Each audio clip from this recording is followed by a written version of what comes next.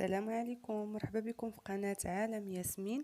اليوم غادي نقدم لكم هاد الكيك وهاد لي بغيوش اللي عمرتهم بالجبن، كيجيو رائعين. كنتمنى الفكرة ديال اليوم تنال الاعجاب ديالكم. اللي اول خطرة كيشوف القناة ويعجبو المحتوى يشترك ويفعل الجرس باش يتوصل بكل جديد. وكما كتشوفوها نتوما، هاد اللي بغيوش كيجيو قطنيين. ما غاديش نطول عليكم، غادي نخليكم مع المقادير والطريقه ديال التحضير. بالنسبه للمقادير، انا عندي هنايا نص كاس ديال الحليب دافي. المهم كنت دفيته من قبل، ما يكونش سخون، غير دافي كي تقدروا ديروا فيه صباعكم، يعني ما تحرقوش. مع دابا الجو سخون، غنزيد فيه ملعقه كبيره ديال الخميره حبيبات. ما يكونش الحليب يعني سخون باش ما حتى داك العجينه ما تخسرش، داك الخميره عفوا ما تخسرش. وغادي نزيد ملعقه كبيره ديال السكر الخاشن، وغادي نخلطهم بحال هكا ونخليهم يتفاعلوا على جنب بيد ما وجدت المكونات الاخرى. وكما قلت لكم دابا الحال سخون دغيا كيتفاعلوا. ندي هنايا نص كيلو ديال الدقيق الابيض، وعندي هنايا ملعقه كبيره ديال السكر الخاشن. اللي بغات دير غير نصف الكميه ديرها. وعندي هنايا الملح حسب الذوق، يعني كل وحده وشحال تبغي تستعمل. غادي نزيد هنايا جوج ديال بياض البيض، والاصفر غادي غنخليه على جنب.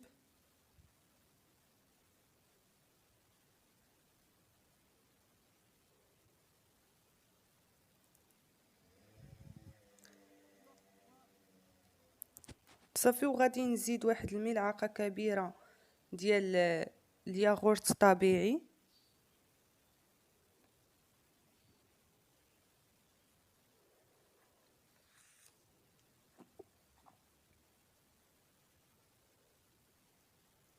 انا هنايا درت معلقه كبيره تكون عامره. صافي، وغادي ندير واحد جوج خمارات حمر.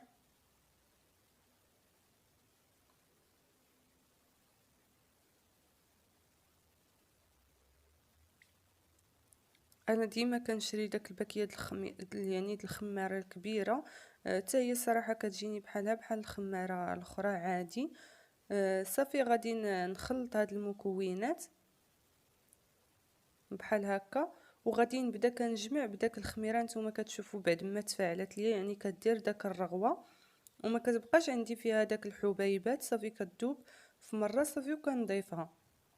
بالنسبه لي كيقولوا لي واش كتجي فيها ريحه الخميره، غير كديريها هكا، يعني غير كتفاعل بحال هكا، راه ما كتجي فيها لا ريحه لا والو، كتجي عاديه، كيجيو زوينين. بالعكس، هي الخميره هكا دغيا كتخمر الحاجه، غير كتخليها هكا حتى كتفاعل دغيا كتخمر لك الحاجه. صافي، وغادي نجمع هاد الشيء. غنزيد واحد، المهم انا دخلني فيها تقريبا كاس ديال الماء. عبرت النيت في نفس الكاس اللي درت فيه داك الخميره تفاعل. زدت تماكن كاس ديال الماء دافي. كما قلت لكم دابا الجو سخون، ما غاديش ندير الماء يكون طايب، يعني يكون سخون. غير غير يكون غير دافي شويه. صافي، وغادي نجمع المكونات. كاينين كاع اللي كيكون عندهم الماء سخون في الروبيني ما يسخنوش كاع، يعني يديروه غير بحال هكاك، راه مزيان. صافي، غادي نجمع هاد الشيء بالماء وغادي ندلكو شويه.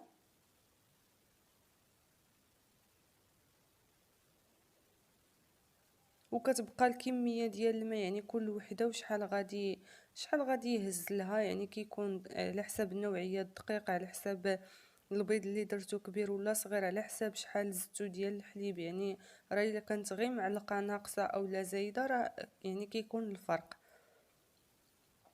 صافي، انا هنايا كما قلت لكم غادي نجمعها بحال هكا.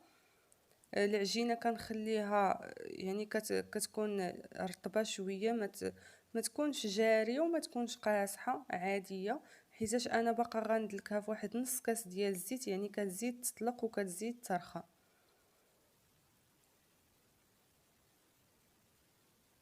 غادي نمسح هكا سطح العمل ديالي وغادي نهز داك العجين باش غادي ندلكو هكا في خاطري صراحه. صافي كندلكو كما قلت لكم شويه، نتوما كتشوفوا يعني كيكون كيلتصق، ما كيكونش قاصح وما كيكونش خفيف كاع. بعد ما كتبقاو تدلكو فيه راه نتوما تشوفوا كيرجع، كترجع العجينه لينه وخفيفه، مهم واحد القوام عندها زوين. صافي وغادي نبدا نزيد في داك نصف كاس الزيت، غادي نبدا كنزيد شويه بشويه وكندلكها فيه حتى كندخل داك الزيت كامله في داك العجين بالدليك هكا.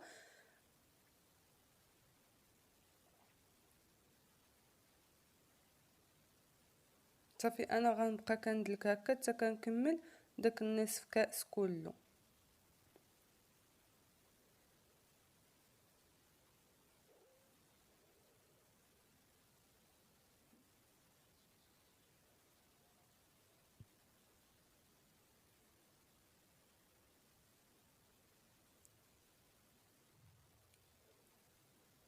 بهذه الطريقه راه دغيا كتدخل فيه الزيت. وبالنسبه اللي كيقول لي علاش زعما كتزيدي الزيت اولا الزبده حتى الاخر، من الاحسن تخليوها تدلكوا بها باش كتجيكم القوام د العجينه كيما بغيتوها نتوما. كي كتجي يعني تلعبي بها كيما بغيتي، كتجي ما كتقطعش هكا.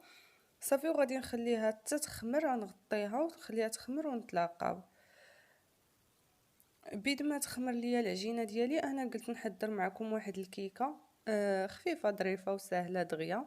المهم ما كاينش ما كتعرفش دير كيكه. انا هنايا درت واحد البيضه، يعني بيضه كامله، وكان وداك جوج ديال اصفار البيض اللي كنت عزلت من داك البريوش. وكان عندي كنت استعملت واحد الابيض يعني في شي حاجه اخرى من قبل، وبقى لي الاصفر. يعني عندي هنايا دابا 3 اصفار البيض وبيضه كامله. غادي نزيد عليهم واحد 5 ديال المعالق كبار ديال السكر الخاشن. انا قلت داك البيض يعني داك اصفر البيضه يبقى يخسر ليا، اللهم ندير به كيكه بحال هكا ما يضيعش. صافي غادي ندير هكا 5 ديال المعالق كبار ديال السكر الخاشن وغادي نديرهم في الخلاط الكهربائي.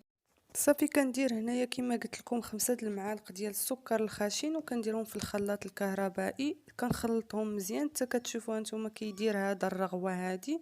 يعني بحال كيبيض الخليط شويه، كيبقاش غامق.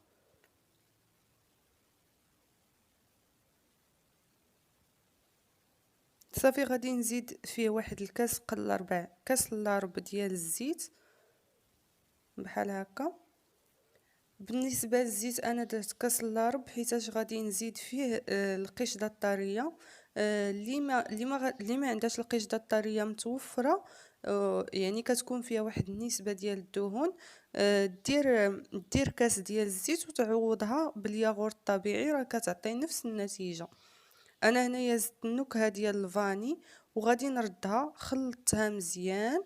وعندي هنايا نص كاس د الحليب، غادي نزيد فيه نص كاس ديال القشده الطريه انا استعملته لالا.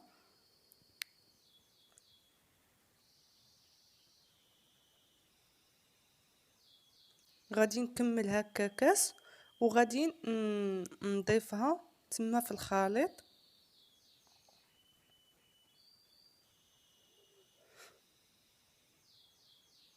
كما قلت لكم اللي ما عندهاش الكريمه راه تقدر تعوضها بالياغورت الطبيعي، غير هو في عوض كاس لارب ديال الزيت دير كاس ديال الزيت. صافي انا بعد ما خلطت داك المكونات كاملين مزيان، يعني كنخلطهم مزيان في الخلاط الكهربائي، كنحيدهم لشي بول ولا صافي. وكان نبدا كنزيد في الدقيق والخماره. بالنسبه للخماره انا درت هنايا 2 خمارات، وغادي نزيد 5 د المعالق كبار يكونوا بومبي ديال الدقيق. كما كتشوفوا انا عندي هنايا داك المعلقه السبوله داك الكبيره بها كنعبر. يعني يكونوا بومبي، يكونوا عامرين مزيان. هما اللي درت 5 د المعالق صافي، وغادي نخلطهم. هنايا انا كنت شعلت الفران يعني من قبل باش انه غادي يسخن ليا. استعملت غير الفران د الغاز. صافي كنغربل داك الدقيق مع داك الخماره وغادي نخلط. ما غاديش نبالغ يعني في التخلط باش داك الخماره كتعطيني المفعول ديالها، وحتى داك الخليط ما كيطيح لياش بعد ما خلطته مزيان، وهذا باش كتجي الكيكه ديالنا مفشفشه. صافي غادي نخلط غير على ما يتجانسوا ليا العناصر، يعني ما يبقاش الدقيق يبان وداك الخماره، وغادي نحبس التخلط بحال هكا. صافي كانتوما كتشوفوا يعني القوام ديالها كيجي جاري وما كيجيش قاصح. ما كنديرش الكيكه ديالي قاصحه وعاودت ما نديرهاش جاريه باش ماشي في الفران غير نديرها غطيب طلع غير كتبقى جاريه. راه واخا طلع قد ما طلعات كتولي كتهبط. صافي انا هنايا شديت واحد المولد السيليكون ودهنته بالزيت. اللي ما عندهاش مولد السيليكون تستعمل اي مول عادي، دهنو بالزبده وطرش شويه ديال الدقيق. صافي وغادي وكبيت الخليط ديالي بحال هكا، وغادي نخلي شويه د الخليط يعني ماشي بزاف، تمن واحد 3 د المعلقات. وغادي نزيد له الكاكاو مع شويه ديال الحليب، يعني حيت الكاكاو غادي يقصح ليا العجينه ديالي كنزيد معاه شويه ديال الحليب باش هكا كتجيني خفيفه. انا غادي نجيب الكاكاو وغادي نغربلو هنايا. والكاكاو غديروا على حساب الكميه، يعني اللون اللي بغيتوه يجيكم. الا بغيتوه يجي لوين خفيف غديروا غير معلقه صغيره في هذه الكميه هذه اللي خليتها انا. يعني راه كما قلت لكم 8 3 ديال الملعقات، ماشي بزاف، غير باش نزوقو. صافي يجيونا داك الخطوط في الكيك بالشكلاط. واللي ما عندهاش الكاكاو وعندها غير الشكلاط 4 دريال راه تقدر تستعملو حتى هو، يعني تذوبو وتزيدو في داك الخليط، ولكن ما تزيد لا حليب لا والو، تزيد غير الشكلاط. يعني راني ديجا جربتها وصدقات معايا عادي. كما قلت لكم انا غندير ملعقه د الكاكاو. بالنسبه للكاكاو كل وحده واللون اللي غتبغي، يعني الا بغيتوه غامق وإلا بغيتوه يعني يجي غير خفيف، ديروا غير كميه قليله د الكاكاو. انا هنايا درت معلقه وجاني داك اللون يعني اللي بغيت نيت. صافي غادي نزيد كما قلت لكم هنايا انا زدت شويه د الحليب، غير حتى غنخلط وغنزيد شويه د الحليب حيت راه الكاكاو غادي يجمع ليا داك الخليط ديالي. عفوا انا هنايا راه ما تصور لياش المقطع فاش زدت الحليب. هانتوما كتشوفوا القوام د الخليط كي جاني. صافي وغادي نبدا كنقادو هكا في المول على داك الكيك. غادي ندير شويه شويه في كل بلاصه بحال هكا، ماشي غادي نديها خط واحد.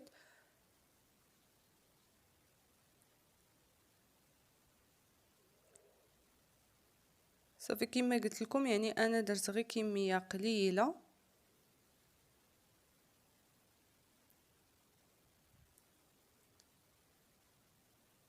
غنجيب سباتول وغادي نحاول نلحس كما كنقول داك الخليط اللي بقى لي تما كله بحال هكا.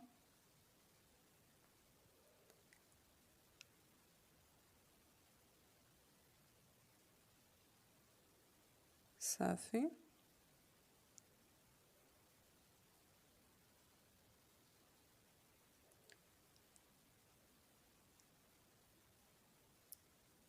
صافي وغادي نجيب واحد السكين اولا واحد المعلقه وغادي نبدا باليد ديالها، يعني ماشي بالاخر.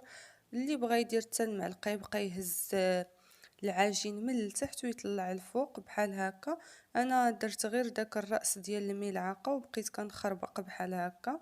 صافي وغادي ندخلها للفران حتى غادي توجد يبان لكم يعني حتى واحد انا الصراحه الله درت لها 40 دقيقه. 40 دقيقه اللي خدات ليا في الفران. الفران ديال الغاز كما قلت لكم درتها من التحت والاخر وخليتها 40 دقيقه. بالنسبه لداك البريوش غادي نعمرو انا هنا بالجبن. درت هنايا كميه ديال الجبن الكريمي اولا جبن ديال الدهن، وزدت له واحد جوج فرماجات مثلثين، وكميه ديال الزعتر اللي حكيتو هكا بين يديا، وشويه ديال زيت العود. اللي بغات تزيد يعني منسمات اخرى، يعني تزيد الازير ولا مهم انا من الاحسن يبقى يعني مذاق واحد ديال الزعتر، ولا باش ما بغيتو تنكو انا درت الزعتر صافي غنبقى في داك الاخر. غير هو زدت عليها شويه ديال البصله يابسه،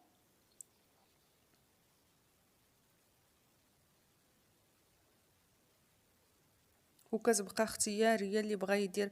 كاين اللي كيدير الثومه غبره، انا الصراحه ما كتعجبنيش. كتجيني بالبصله يابسه حسن، ودرت غير كميه قليله باش ما تجيش عاود عاطيه. كاين اللي ما كتعجبوش، ما كتجيش معيقه، كتجي فيها داك النسمه د البصله خفيفه. صافي كنخلطو كما كتشوفوا هانتوما، كيرجع ليا كريمي بحال ما هكا يعني خفيف. صافي وغادي نجيب العجين ديالي بعد ما كيكون خمر. هنايا عندي يعني واحد الكميه ديال الزيت غير باش نبقى ندهن يدي وصافي.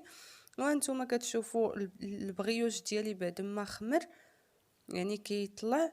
صافي غادي ندهن يدي بحال هكا، وغادي نحاول انني غادي نديغازي داك البغيوش، يعني كنديغازيه حتى كيخرج داك الهواء اللي فيه كامل.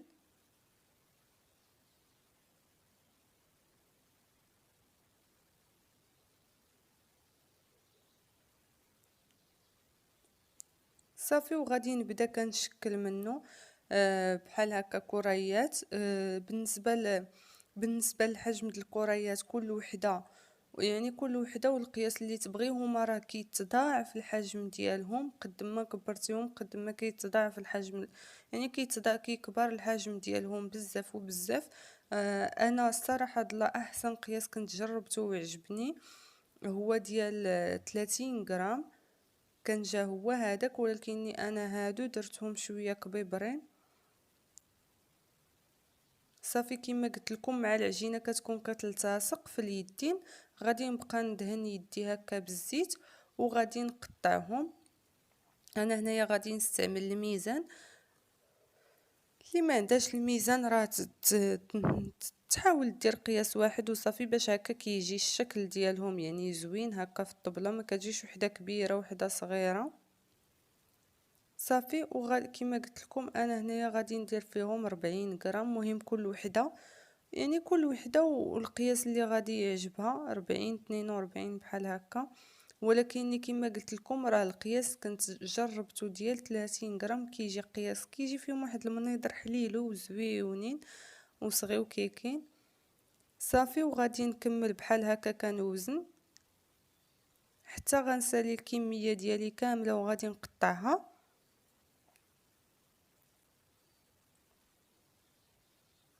وغنتلاقاو غنبدا كنطلقهم بحال ما هكا باش غادي يصلح لي. غادي نعمرهم بالجبن.